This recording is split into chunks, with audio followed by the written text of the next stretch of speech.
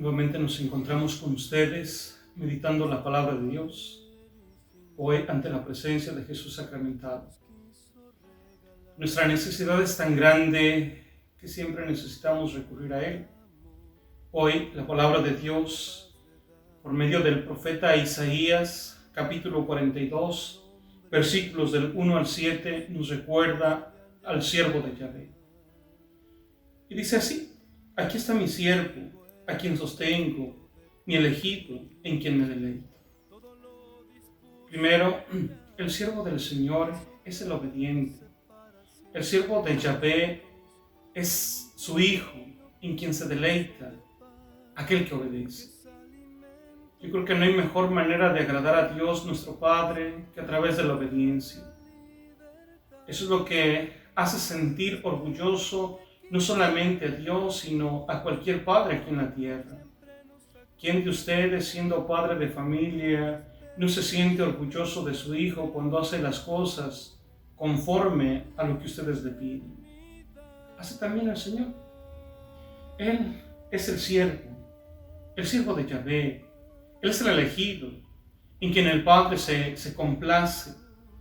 He puesto en él mi espíritu para que traiga la justicia a todas las naciones. Todos nosotros participamos de ese mismo espíritu que el Padre ha puesto en el Hijo, porque el Hijo nos lo ha compartido.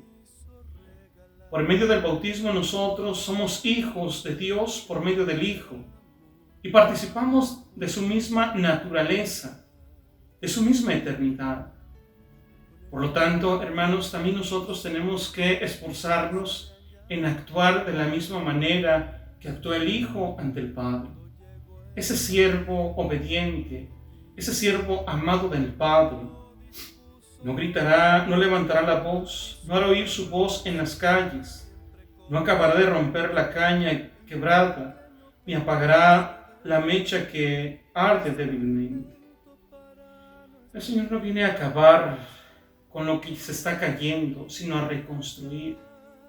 Nuestra fe se tiene que reconstruir día con día. La fe no se apaga, no se acaba. Por lo tanto, nosotros como cristianos tenemos que levantarla, tenemos que dar testimonio, tenemos que ser ejemplo para que muchos recobren la fe y la confianza en el Padre por medio del Hijo. Así es que, hermanos, nosotros estamos llamados a esto.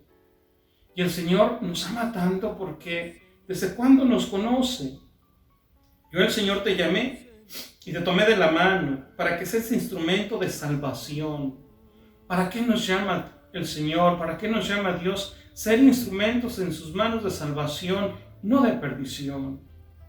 Cada uno de nosotros tenemos que ser instrumento en las manos de Dios, desde donde nos encontremos. No importa si estás en el trabajo, en tu casa, en la escuela, ahí tenemos que ser instrumentos para llevar la salvación a tanta gente que hoy la necesita. Hoy buscamos la sanación, pero también hay que buscar la salvación. Buscar la sanación sin la salvación no tiene sentido.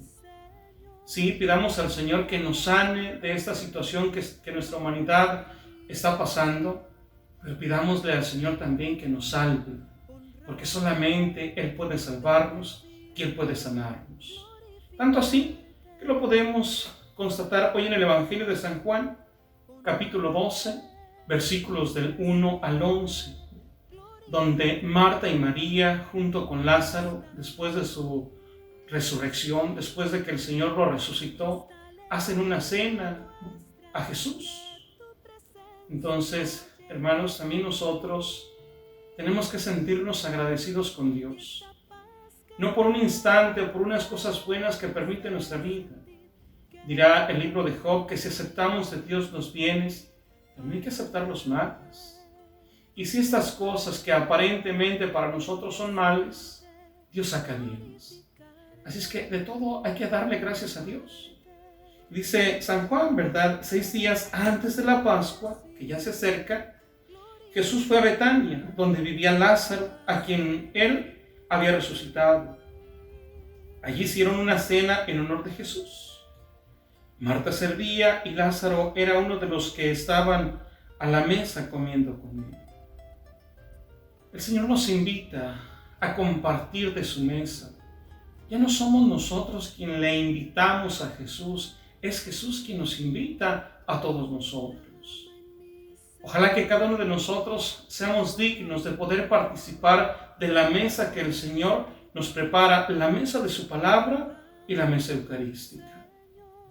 A través de esos sacramentos nosotros podemos alcanzar la salvación. Por nuestra manera de vivir, por nuestra manera de actuar y alimentándonos con este pan que da vida eterna, estamos llamados a resucitar. No solamente como Lázaro, que después tuvo que volver a morir. Nosotros confiamos y esperamos resucitar para la vida eterna. Entre ellos, ¿verdad?, se encontraba Judas. María, dice el Evangelio, trajo unos 300 gramos de perfume de nardo puro y caro, que los derramó a los pies de Jesús y después se puso a secárselo con sus cabellos. Judas, ¿verdad?, era el encargado de la economía. Dice, ¿verdad?, ¿por qué no se ha vendido este perfume por el equivalente al salario de 300 días para ayudar a los pobres? Dice el Evangelio que Judas no lo dijo porque le interesaban los pobres, sino porque era el encargado de la bolsa de la economía y era un ladrón. Hermanos, que en estos tiempos no nos importen más las cosas materiales, porque hoy, desafortunadamente, aún en la situación que nos encontramos, hay gente que le preocupa más lo económico que su propia vida, que su propia salud, que su propia salvación. Imitemos al siervo de Yahvé, al siervo elegido, obediente, para que también nosotros tengamos parte con él en el reino de los cielos, porque eso es lo que el Señor quiere para todos nosotros.